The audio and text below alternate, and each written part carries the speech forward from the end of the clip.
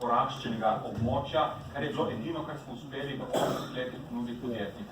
No, gospod Neklevič, zdaj jaz počasi vstavil, da se ne bomo celo večer pogovarjali. Ne, jaz bi samo še to jaz vam povem, seveda, ko si postaviš cilj, je pomembna tudi pot. In včasih je pot tudi nekoliko daljša. Jaz sem ta cilj verjel. Ko smo vedeli, da nimamo ustrezne poslovne cone, smo imeli druge ukrepe. 755.000 nepovratnih sredstev, 2,4 milijona evrov brezobrestnih kreditov, smo sledili drugim ukrepom. Zdaj gremo z ukrepom gradnje poslovne cone.